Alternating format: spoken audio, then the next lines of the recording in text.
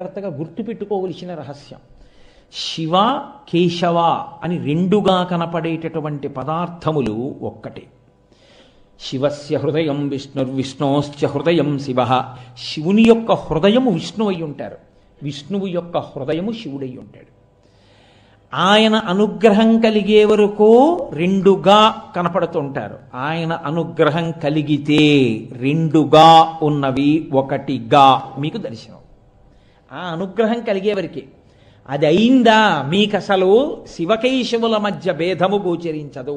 మీరు ఎంత సంతోషపడిపోతారో ఆ రెండూ కలిసిపోయిన స్వరూపాన్ని మీరు లోపల స్తోత్రం చేయడానికి, లోపల భావన చేయడానికి. మనకి కాంచీపురానికి కేవలం 20 మైళ్ళ దూరం. వెల్లూరు రోడ్లో వెడుతుంటే మీరు కంచి ఇంకా దగ్గరికి వచ్చేస్తోందనగా 20 మైళ్ళ దూరంలో ఎడం చేతి పక్కకు ఒక రోడ్డు ఉంటుంది. ఆ రోడ్లో వెడితే ఒక క్షేత్రం ఉంది. అది తిరుప్పార్కడలి అంటారు. అంటే మనం పాలకడలి అంటాం, తిరుప్పార్కడలి అంటారు. అక్కడ తిరుప్పార్కడలి అన్న క్షేత్రానికి ఉన్నటువంటి వైభవం ఏమిటో తెలుసా అండి? అక్కడ విష్ణువాలయం లేదు, అన్నీ శివాలయాలే. ఒకప్పుడు విష్ణువాలయం లేదు అక్కడ. ఒకానొకప్పుడు పరమ వైష్ణవుడు అనగా విష్ణువు యందు విశేష ప్రీతి కలిగిన వాడు ఇతర రూపములను అంగీకరించలేనటువంటి ఒక భక్తుడు ఆ ఊళ్ళోకి ప్రవేశించాడు. ఆయనకు ఒక నియమం ఉండేది, విష్ణు స్వరూపాన్ని దర్శనం చేస్తే కానీ ఆయన భోజనం చేయడు. కాబట్టి ఆయన ప్రతి దేవాలయం దగ్గరికి వెళ్ళడం, లోపల పెరుమాళ్ళు ఉన్నాడా అని అడుగుతుండడం. లోపల పెరుమాళ్ళు కారు, పరమేశ్వరుడు ఉన్నారు. ఆయన వెళ్ళేవారు కాదు, వెళ్ళిపోతుండేవారు. భోజనం చేసే వేళ దాటిపోయింది, నీరసం వచ్చేసింది, విష్ణుమూర్తి యొక్క దేవాలయం కనపట్టలేదు. ఆయన ఆఖరికి తను తిరిగిన దేవాలయాల్లోనే ఒక దేవాలయం ముందుకు వచ్చి పడిపోయారు, ఇంకా కదలలేకపోయారు. అంతలో ఒక వృద్ధుడైనటువంటి బ్రాహ్మణుడు ఆయన దగ్గరికి వచ్చి, ఏమండి అలా ఉన్నారు, అంత నీరసంగా ఉన్నారు, ఏమైందన్నారు. ఏమి దిక్కుమాలిన ఊరయా, పెరుమాళ్ళకి గుడే లేదు ఇక్కడ, విష్ణువుకి గుడి లేదు. ఏం విష్ణువుకి గుడి లేకపోతే ఏం శివాలయాలు ఉన్నాయిగా అన్నాడు ఆయన. కాదు, నాకు విష్ణు స్వరూపంగానే కావాలి, శివస్వరూపంగా నేను చూడను, నాకు విష్ణు స్వరూపం కావాలి. ఓహో అదే మీ ఇబ్బంది, మరి మీరు పడిపోయిన గుడి విష్ణుమూర్తి గుడేగా, లోపలికి వెళ్ళకపోయారా అన్నాడు. అబద్ధాలు అరకు, అది విష్ణువు గుడి కాదు, అది శివాలయం, అందులో శివలింగం ఉంది, నేను రానన్నాడు ఆయన.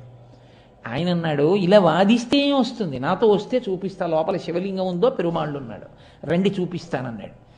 ఆయన అన్నాడు, అబద్ధం, నేను లోపలికి రానన్నాడు.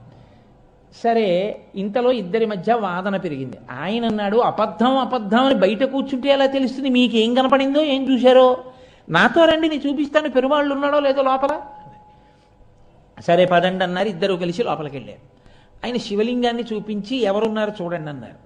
ఆయన శివలింగం మీద చూసేటప్పటికి చిన్మయం అంటారు, ఇలా పైకి పుటమరించినటువంటి స్వరూపం ఉంటుందే, ఆ బ్రహ్మగారు లేదా అంబ, పీఠం అంబమయం సర్వం శివలింగ చిన్మయం సాకారంచ నిరాకారం నిర్గుణంచ గుణాత్మకం అని ఆ చిన్మయం, ఆ శివలింగం పైకి ఉబికినటువంటి బొడిపే లింగాకృతి కాకుండా ఆ పీఠం మీద శ్రీ మహావిష్ణువు నిలబడి దర్శనమిచ్చారు.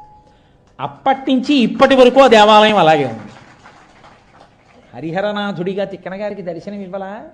ఆయనే శివలింగంలో శ్రీ మహావిష్ణువు ఉన్నటువంటి క్షేత్రం. మీరు ఎప్పుడైనా కాంచీపురం వెడితే, కోటేశ్వరారు అబద్ధాలు చెప్పారనుకోకండి, మీరు కాంచీపురం వెడుతున్నప్పుడు చిత్తూరు నుంచి కాంచీపురం వెళ్ళేటప్పుడు వెల్లూరు రోడ్డు అంటారు. ఆ వెల్లూరు రోడ్లో వెడుతున్నప్పుడు ఎడం చేతి పక్కకి వెడితే 20 మైళ్ళ దూరంలో ఉంది, తిరుప్పార్కడల్ అంటారు. ఆ క్షేత్రానికి వెళ్ళి చూడండి, అత్యద్భుతమైనటువంటి స్వరూపం. కాబట్టి శివకేశవుల మధ్య భేదము అన్నట్టు కనపడుతుంది, రెండు అన్నట్టు కనపడుతుంది.